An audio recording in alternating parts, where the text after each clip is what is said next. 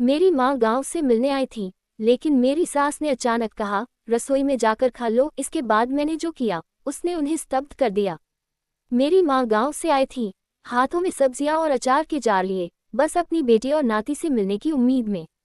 वह ठीक से बैठ भी नहीं पाई थी कि मेरी सास ने ये कहकर उन्हें अकेले रसोई में जाकर खाना खाने का आदेश दे दिया कि घर में एक बहुत ही महत्वपूर्ण मेहमान आया है। मेरे पति चुप रहे और मेरी सास बिना किसी अपराधबोध के मुस्कुराती रही। और फिर किसी को समझ आने से पहले ही मैं, वह बहू जिसने सालों तक सब कुछ सहा था, खड़ी हुई और अपनी सास तथा उस तथाकथित सम्मानित मेहमान को घर से बाहर निकाल दिया।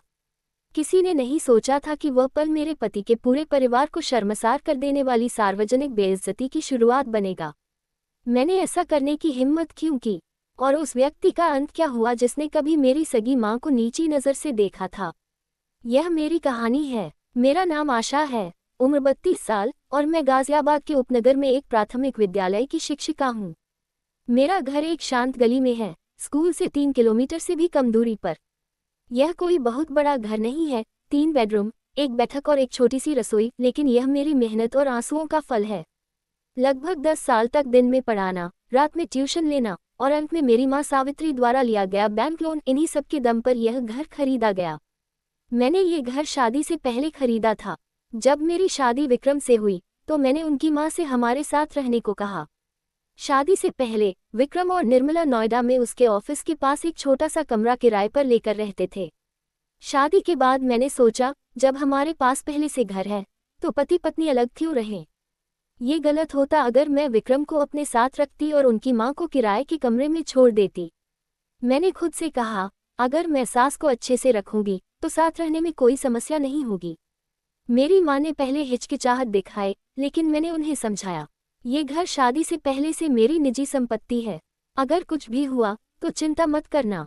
मैं गलत थी और मेरी यह गलती बहुत महंगी साबित हुई।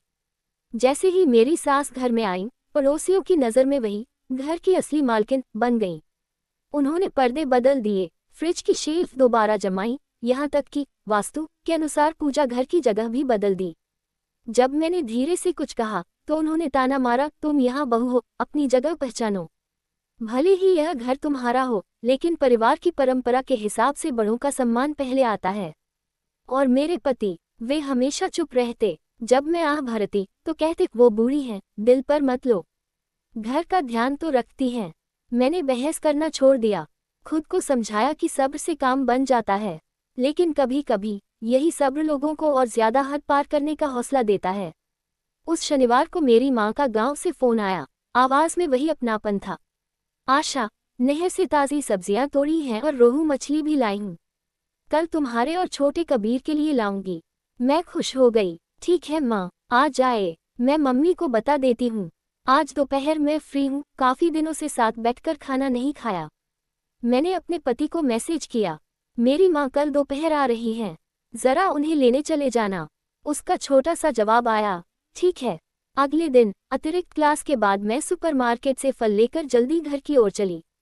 रास्ते भर मैं कल्पना करती रही, मेरी माँ कबीर के साथ खेल रही होंगी, दोनों हंस रहे होंगे, दाल और साग उबल रहे होंगे, और माँ मुझे बचपन की तरह धीरे धीरे चबाकर खाने की सलाह दे रही होंगी।